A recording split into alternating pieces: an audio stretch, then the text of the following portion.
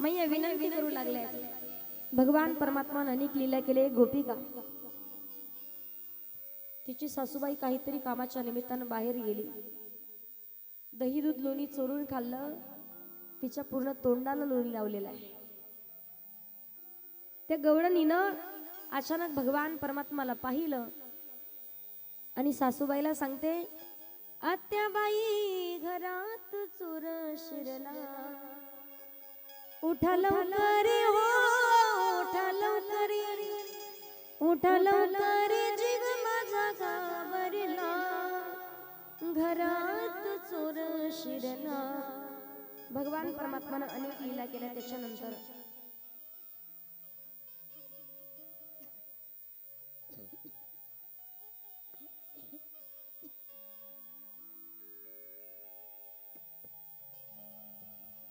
भगवान परमात्मा गाई गोपाळांना घेऊन वृंदावनामध्ये येत आहेत। देवाने तिथे वृंदावन लीला केलेल्या आहेत। सुंदर अशा एका भजनामध्ये वृंदावनाचं अगदी वर्णन केलेलं आहे। पाय एक भक्त भगवान परमात्माचं त्या वृंदावनाचं वर्णन करतोय।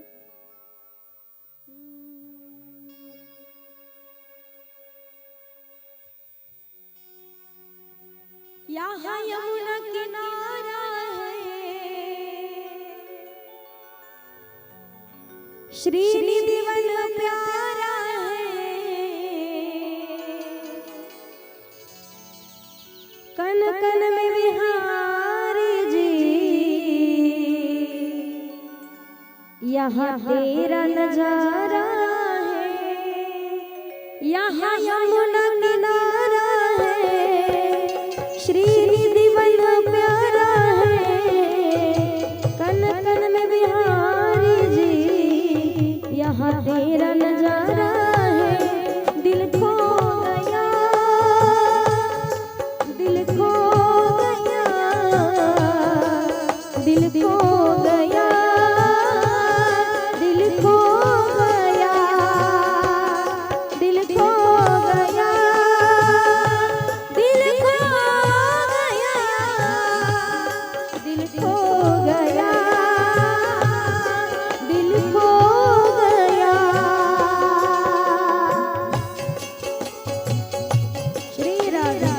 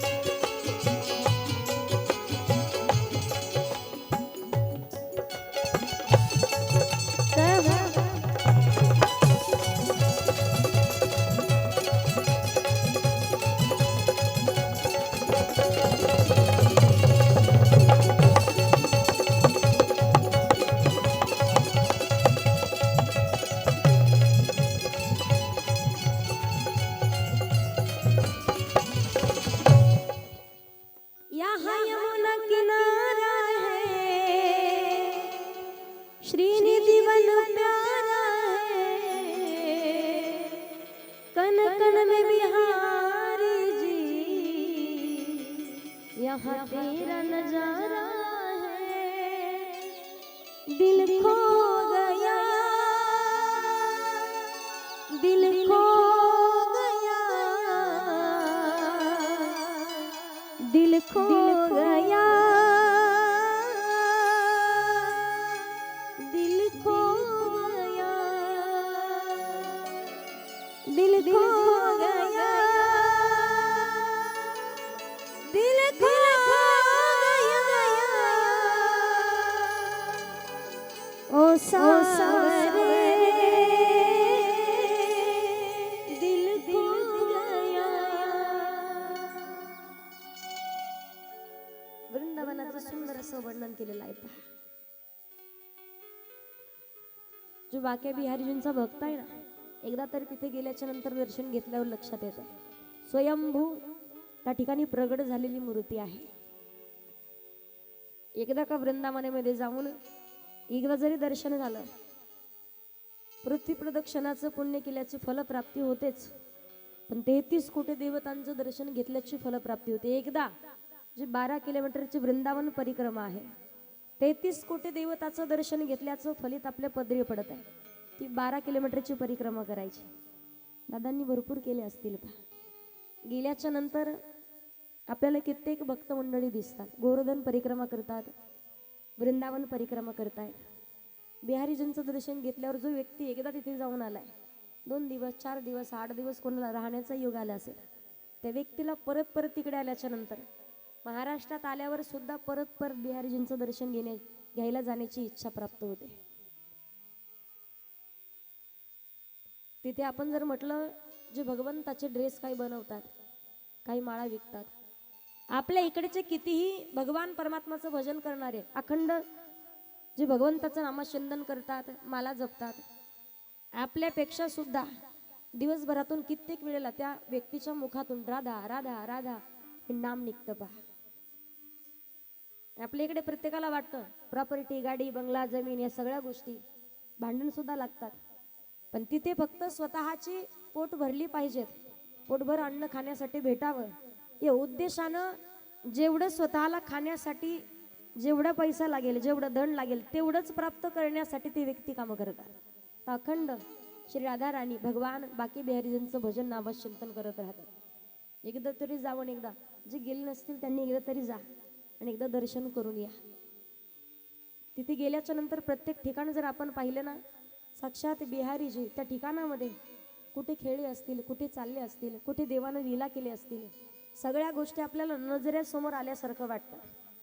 आयुष्यामध्ये किती श्रीमद भागवत कथा आपण श्रवण केली, ज्या ज्या वेळेला वृंदावनाचं नाव जरी आपल्या समोर येईल ना, त्या त्या वेळेला आपल्याला मनानं तरी दर्शन होईल, पण एकदा आपण डोळ्यात साठवून घेण्यासाठी त्या ठिकाणी जाऊन आलं पाहिजे.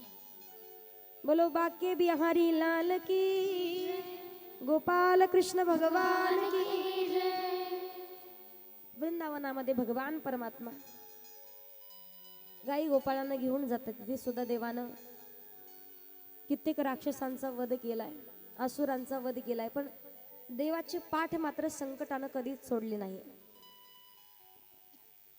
गावामध्ये, गोकुळामध्ये, घरामध्ये तेवढी संकट वृंदावनामध्ये सुद्धा आहे. धेनुकासूर नावाचा राक्षस आहे, बकासूर नावाचा राक्षस आहे, ताडकासूर नावाचा राक्षस.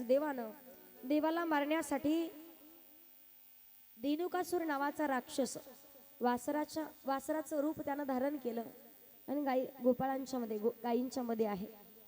भगवान परमात्मानं पाहिलं, जमिनीवरती फिरत असताना, वृंदावनामध्ये फिरत असताना, ज्यानं वासराचं रूप धारण केलं असं असलेला धेनुकासूर नावाचा राक्षस देवानं त्याच्या पायाला पकडलं, गर गर गर आकाशात फिरवणे का शिळेवरती जमिनीवरती आपटलं. तेव्हा धेनुकासूर नावाच्या राक्षसाचा वध भगवंत करतायत. नंतर ताडकासूर नावाचा राक्षस आहे, बकासूर नावाचा राक्षस बगळ्याचं रूप धारण करून भगवंताला मारण्याचा प्रयत्न करतोय, पण देव बकासूर नावाच्या राक्षसाचाही वध करतात. यानंतर अघासूर, अग म्हणजे पाप, अजगराचं रूप धारण करून भगवंताला मारण्यासाठी आहे. गाई गोपाळांनी पाहिलंय, गोपाळांना वाटलं एखादी गुफा आहे नवीन, त्या गुफेमध्ये जाऊन प्रवेश करून पाहू तरी आतमध्ये नेमकं काय आहे. भगवान परमात्मा त्यांना नकार करतायत, जाऊ नका विनंती करतात, पण तरी भगवंताचा शब्द डावलून सर्व गोपाळ गेले. अजगरानं तोंड मिटून घेतलं नव्हतं का? भगवान परमात्मा कधी त्याच्या मुखात प्रवेश करतात याची वाट पाहत होता. जेव्हा जगाच्या मालकानं भगवान गोपाल कृष्णानं ते अजगराच्या मुखात प्रवेश केला, त्यानं तोंड मिटून घेतलं, तोंड हलू लागला. इकडे तिकडे गोपाळ एकमेकांच्या अंगावरती पडू लागलेत. जीव कासावीस होऊ लागला. श्वास घेण्यासाठी सुद्धा जागा राहिली नाही. भगवान परमात्माला हाक मारतात, लाला काना तूच काहीतरी कर. या दुःखातून या संकटातून बाहेर निघण्यासाठी तुलाच धावून यावं लागेल. तूच काहीतरी कर म्हटल्यावर जगाच्या मालकानं त्याच आगासुराचं ब्रह्मरंध्र सोडलं आणि त्यामधून तिथून सर्व गोपाळांना बाहेर काढलं. अग म्हणजे पाप. जगाच्या मालकानं भगवंतानं पापाला सुद्धा मुक्ती दिली.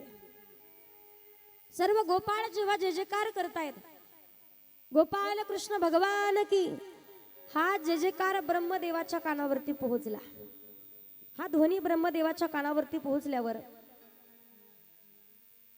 ब्रह्मदेवानं भगवान गोपाल कृष्णाची परीक्षा घेण्याचं ठरवलं. अग म्हणजे पापाला सुद्धा मुक्ती दिली म्हणून देवाची परीक्षा घेण्याचं ठरवलं. तो जय जयकार ऐकला.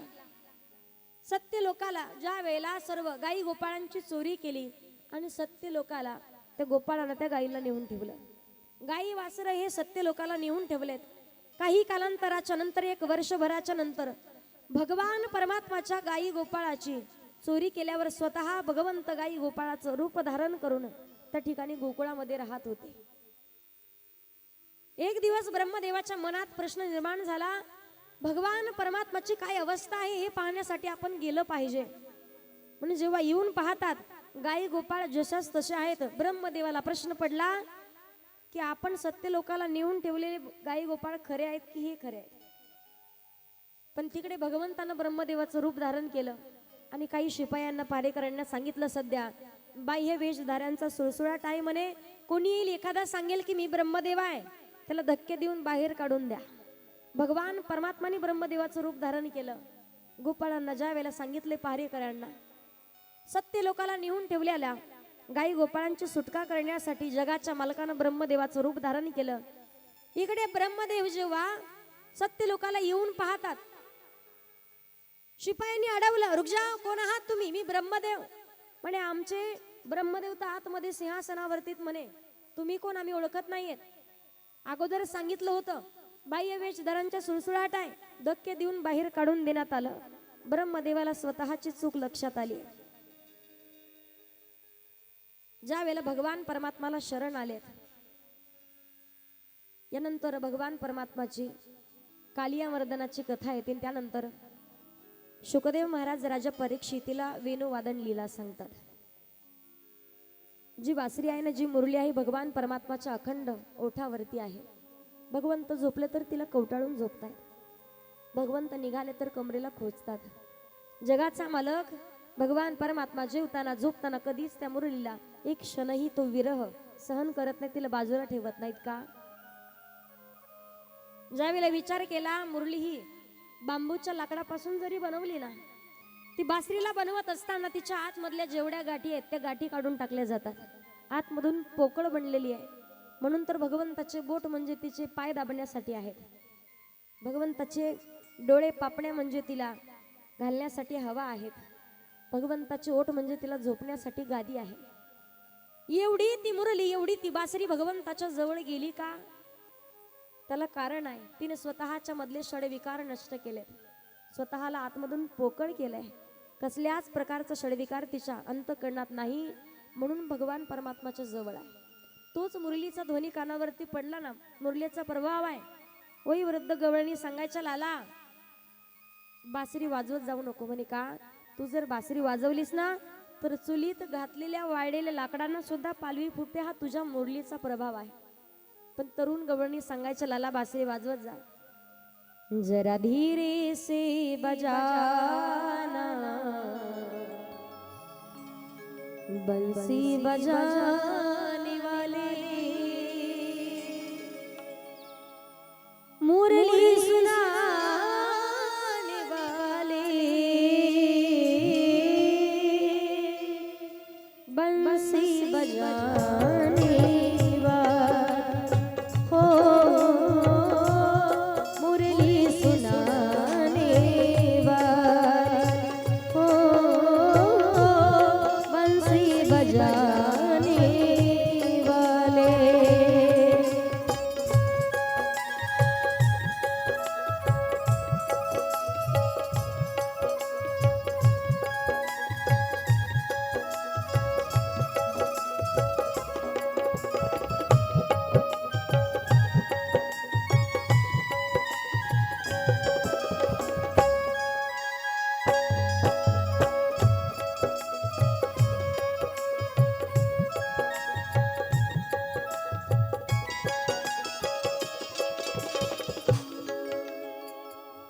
जरा धीरे से बजाना बंसी बजाने वाले मुरली सुनाने वाले बंसी बजाने वाले. कणाला विनंती करावी, देवा बासरी वाजवत जा पण हळू वाजवत जा. तो मुरलीचा ध्वनी कानावरती पडला तर देहभान विसरून भगवंताला पाहण्यासाठी गवळणी निघावं. मुरलीचा ध्वनी कानावरती पडला तर श्रृंगार करून भगवंताला पाहण्यासाठी जायच्या. एक दिवस एका गोपिकाची इच्छा झाली, मलाही देवाला पाहायचं. जावं पण कसं? ज्या तरुण गवळणी जातात तसं. कशा जातायत? श्रृंगार करून जाताय. निघाली, वयोवृद्ध झालेली होती. मेकअप करायला घेतला तिनं. ओठो पे कुंकू, नैनों में मिश्री, सिर पर काजल लगाती चली, सिर पर काजल लगाती चली है, सिर पर काजल लगाती चली है. मुरली की नाद दीवानी बनी गवळण, मुरली के नाद दीवानी बनी गवळण. निघाली, पूर्ण श्रृंगार बिघडलाय. तिचं नाव होतं मालू. मालूनं घातला तिच्या लग्नातला शालू पण उलटा घातला. मालक म्हणतात, का ग मालू तू घातला शालू पण उलटा घातला म्हणे, सोयीचा करून जा. उत्तर दिलं मालू, सांगते स्वामी तुम्हाला वाटतं मी शालू सोयीचा करून जावं, पण शालू सोयीचा करण्याच्या नादात कदाचित हा जर जीव निघून गेला ना तर तो लाला पाहायचा राहून जाईल. आता वेळ नाही माझ्याकडे. भगवान परमात्माच्या मुरलीचा ध्वनी कानावरती पडावा तर देहभान विसरून जावं. मुरलीवरी माझा जीव जडे ग, हरीच्या मुरलीवरी जीव जडे ग, कसली जीवाला भूल पडे, कसली जीवाला भूल पडे, कसली जीवाला भूल पडे.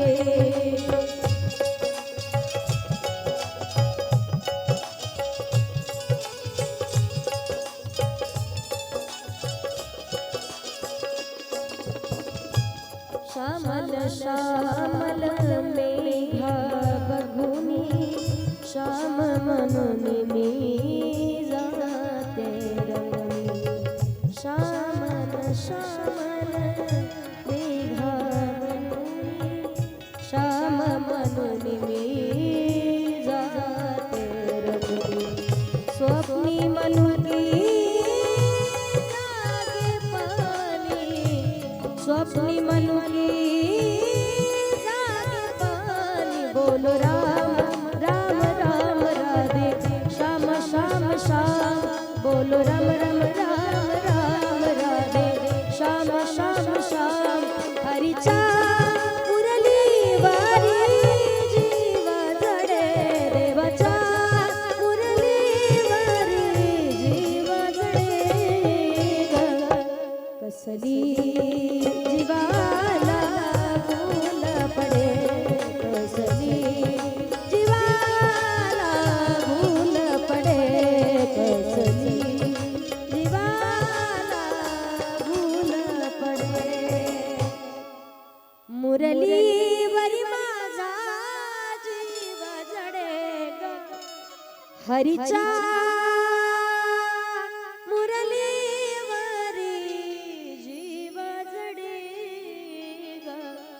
कसली जीवाला भूल पडे. भगवान परमात्माच्या मुरलीचा ध्वनी कानावरती पडावा. देहभान विसरून जातात गवळणी. वीण वादन लीला सांगितल्याच्या नंतर चिरहरण लीला सांगितली जाते. एका वेळेला भगवान गोपाल कृष्ण पती म्हणून मिळावेत यासाठी कित्येक गवळणी कात्यायनी देवीची पूजा करत आहेत. पूजा करत असताना विवस्त्र होऊन नग्न होऊन पूजन चालू आहे. भगवान परमात्माने विचार केला, असंच जर या गोपिकांची भावना राहिली तर अघटित घटना घडण्याची शक्यता. भगवान परमात्मा त्यांचे वस्त्र हरण करून कदंबाच्या झाडावरती जाऊन बसतात. सगळ्यांना माझा प्रश्न एकच आहे पहा. काही लोक सांगतील ताई देवानं वस्त्र हरण केलं, देवाला शोभतं का? भगवान त्याच्यावरती, भगवान गोपाल कृष्णावरती कधीच कोणी विक्षेप मात्र कधी घ्यायचे नाही. जगाच्या मालकानं जेव्हा वस्त्रहरण केलं ना, चिरहरण केलंय, त्यावेळेला जगाच्या मालकाचं वय वर्ष कमीत कमी एक 5 ते 6 वर्षाचे असते, 6-7 वर्षाचे असते. मला सगळ्यांनी सांगायचे 5-6-7 वर्षाच्या लेकरांना काय कळतं? कसल्याही प्रकारची द्वेष भावना कपट अंतःकरणात नसताना जगाच्या मालकानं त्या गोपिकांना सांगण्यासाठी भगवान परमात्मानं वस्त्राचं हरण करावं. त्यावेळेला त्या गोपिका भगवंताला विनंती करतात, दे रे कान्हा कान्हा दे रे चोळी आन लुगडी, दे रे कान्हा दे रे चोळी आन लुगडी, दे रे कान्हा दे रे चोळी आन लुगडी, दे रे कान्हा दे रे चोळी आन लुगडी, दे रे कान्हा दे रे चोळी लुगडी, दे रे कान्हा कान्हा कान्हा अरे कान्हा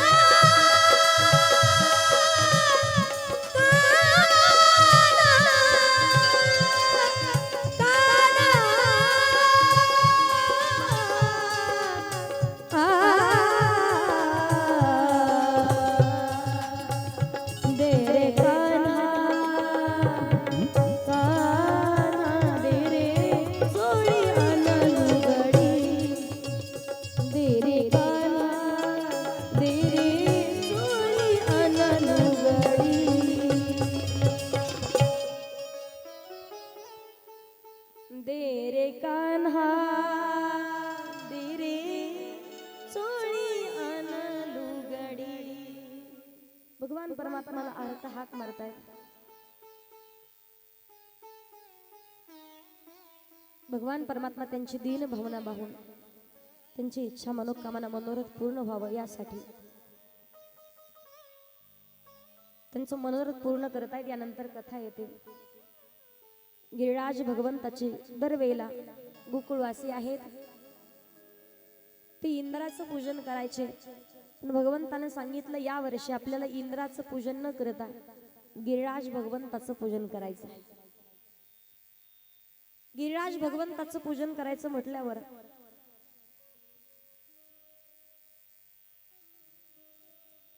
गोवर्धन भगवंताची पूजा ज्या वेळेला करत आहेत करण्यासाठी सर्व गोकुळवासी सर्व गवळी आणि गवळणी येत आहेत.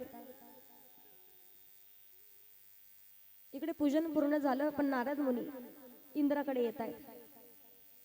भजन मुखामध्ये आहे नारायण श्रीमन नारायण नारायण नारायण नारायण. गवळी आणि गोपाळांना घेऊन यायचे. नारायण श्रीमन नारायण नारायण नारायण नारायण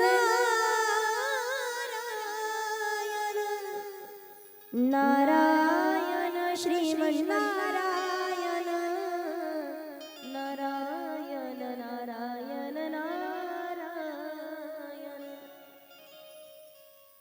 नारद मुनी सांगतात इंद्र महाराज हा घ्या पेढा. म्हणे कशाचा पेढा आहे? गोकुळवासियांनी गिरिराज भगवंताचं पूजन केलेलं आहे. पूजन केलं म्हटल्याच्या नंतर इंद्राला राग आला. माझी पूजा सोडून गोवर्धन भगवंताची गिरिराज भगवंताची पूजा केली म्हटल्यावर इंद्रानं आदेश दिला या गोकुळाला मुसळधार पाण्यानं पावसानं वाहून लावलं पाहिजे. म्हणून ज्या वेळेला इंद्राला राग येतोय धो धो धो मुसळधार पाऊस चालू होतोय. सर्व गोकुळवासी विनंती करतात भगवान तुम्ही काहीतरी करा, एवढं मोठं संकट अनिष्ट आलंय. यामधून मुक्त होण्यासाठी गोकुळवासी सर्व वाहून जातील. भगवान परमात्म्याला त्या गोकुळवासियांची दीन भावना पाहिली, सांगितलं काळजी करू नका. एवढ्या मोठ्या संकटामध्ये तोच आपल्याला धावून येईल ज्याचं पूजन आपण केलेलं आहे. म्हणून भगवान परमात्मा गिरिराज भगवंताला स्वतःच्या करंगळीवरती उठून घेत आहेत. करंगळीवरती घेत आहेत. सर्व गोकुळवासी काठ्या लावत आहेत आणि त्यामध्ये भगवान परमात्मा सर्व गोकुळवासियांचं संरक्षण करतायत.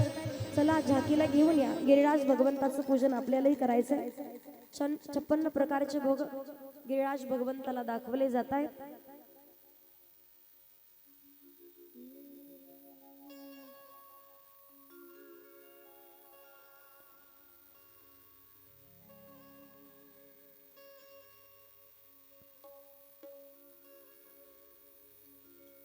मध्ये रस्ता करा.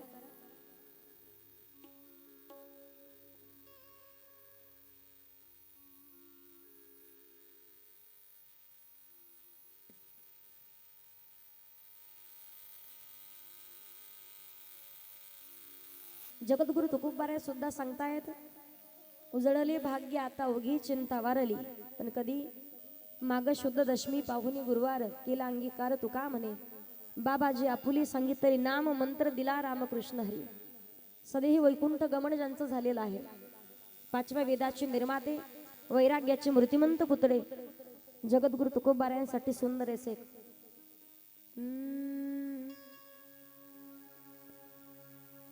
जगण्याचा पाया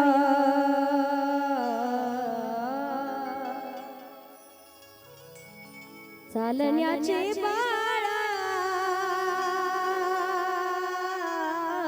जगण्याचा पाया विचारांची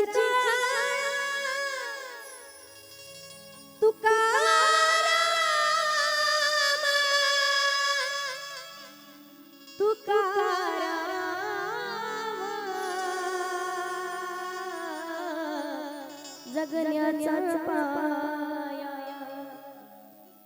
शब्दांचे मान अक्षरांचे रान, शब्दांचे मान अक्षरांचे रान, अभंगाचे पान तुका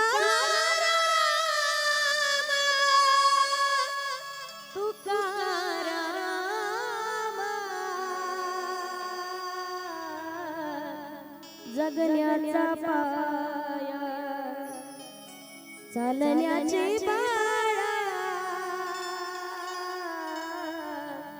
जगण्याचा पाया. वैराग्याचे मूर्तिमंत पुतळेच का म्हणतात?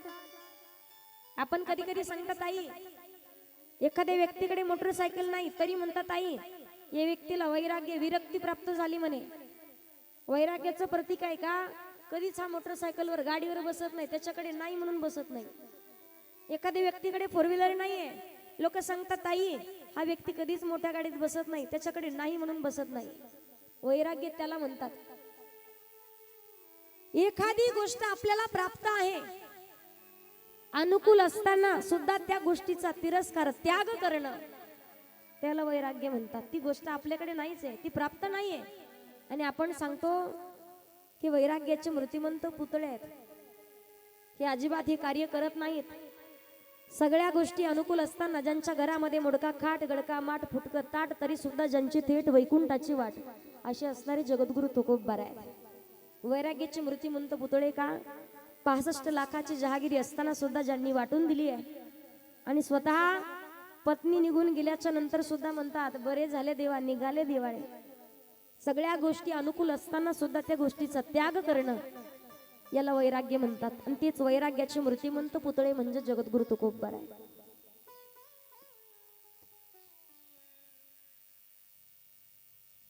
गोपाल कृष्ण भगवान की जय. या झाकीला घेऊन या ना.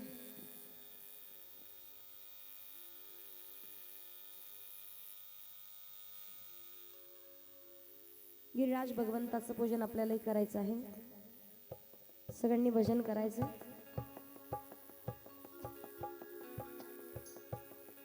टाळी वाजवायचे. गोपाल कृष्ण भगवान की स्वागतम कृष्णा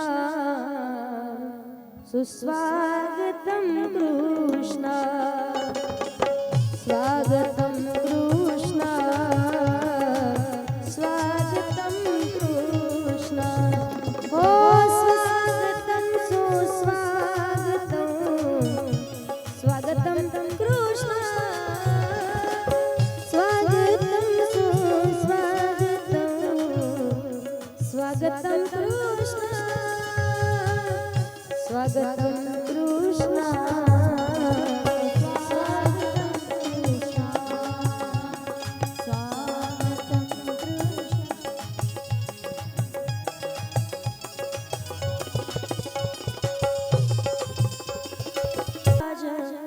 महाराज तोरे माथे मुकुट विराज रहो श्री गोवर्धन महाराज महाराज तोरे माथे मुकुट विराज रहो गोवर्धन महाराज महाराज तेरे माथे मुकुट विराज रहे श्री गोवर्धन महाराज महाराज तोरे माथे मुकुट विराज रहो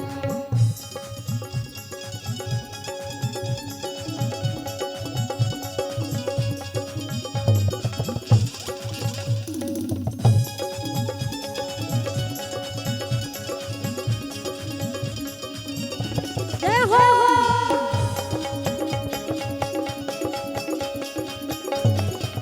हरि हरि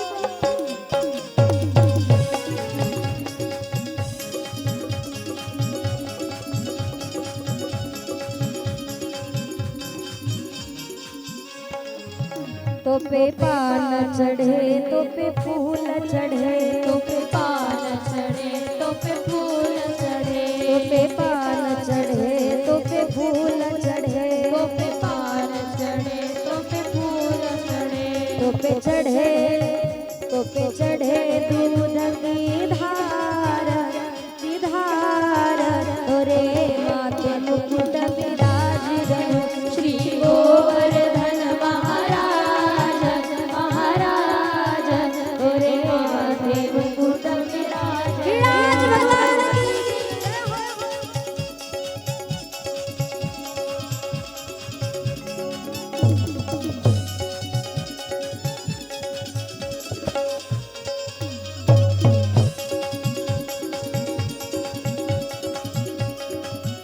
तेरे कानन कुंडल साज रहे तेरे कानन कुंडल साज रहे तेरे कानन कुंडल साज रहे तेरे कानन कुंडल साज रहे थोड़ी पे हीरा हो लाल तोरे माथे मुकुट विराज रहो श्री गोवर्धन महाराज महाराज तेरे माथे मुकुट विराज रहो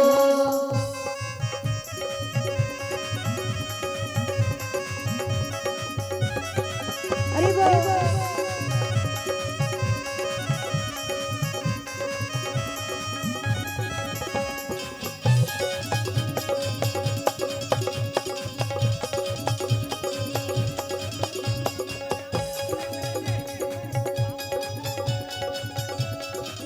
अरे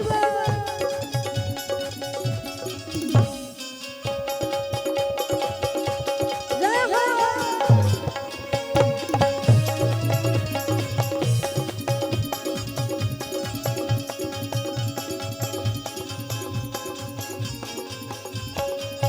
तेरे गले में कंठा सोने को तेरे गले में कंठा सोने को तेरे गले में कंठा सोने को तेरे गले में कंठा सोने को तेरी झांकी बनी विशाल विशाल तोरे माथे मुकुट विराज रहो श्री गोवर्धन महाराज महाराज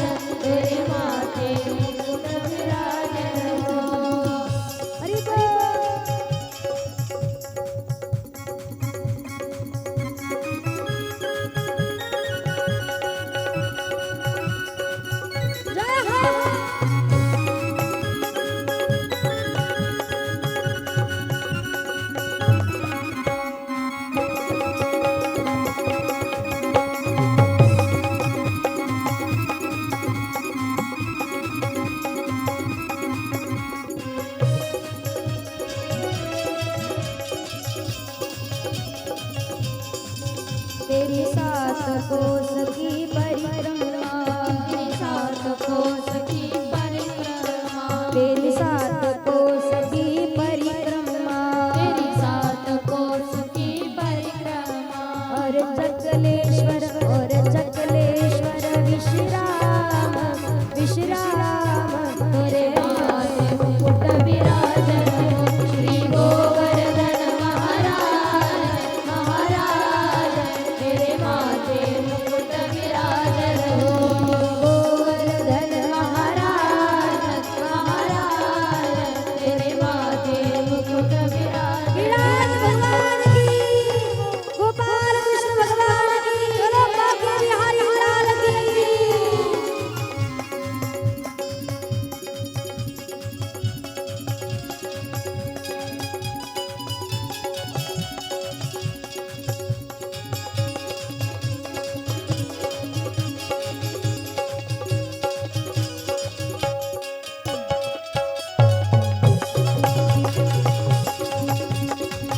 जय हो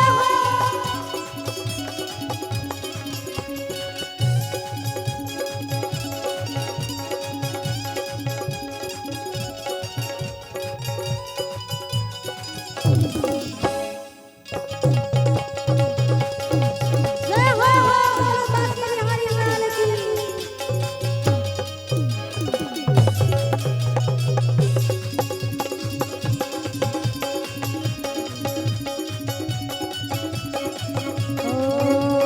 मच गया शोर सारी नगरी रे सारी नगरी रे आया धीरज का बाबा संभाल तेरी गगरी रे आया धीरज का बाबा संभाल तेरी गगरी रे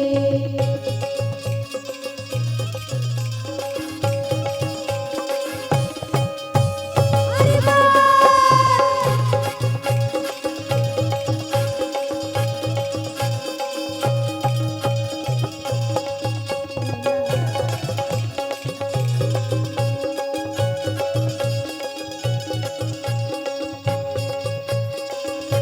बोलो बांके बिहारी लाल की जय हो आला रे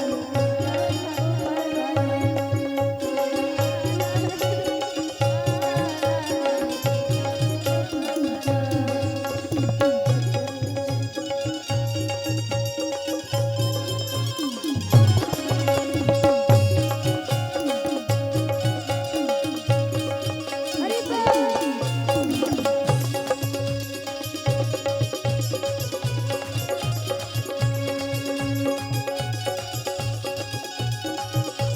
हरि बोल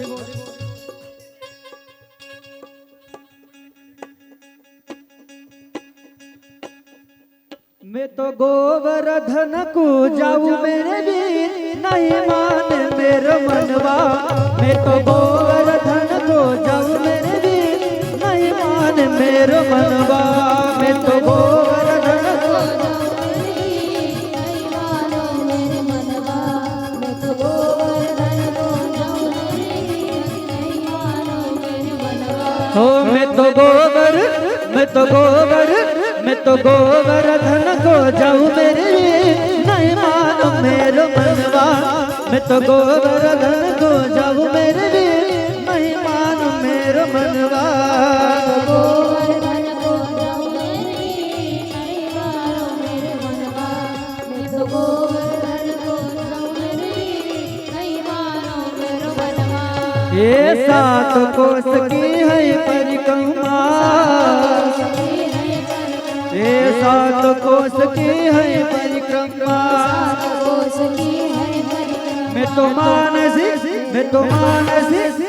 मानसी गंगा नहा मेरे वीर नहीं मानो मेरा मनवा मैं तो गोवर्धन को जाऊं नहीं मानो मेरे मनवा मैं तो गोवर्धन को जाऊं नहीं मानो मेरा मनवा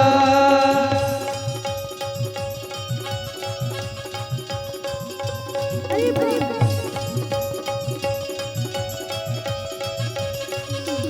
हे सात शेर की करिया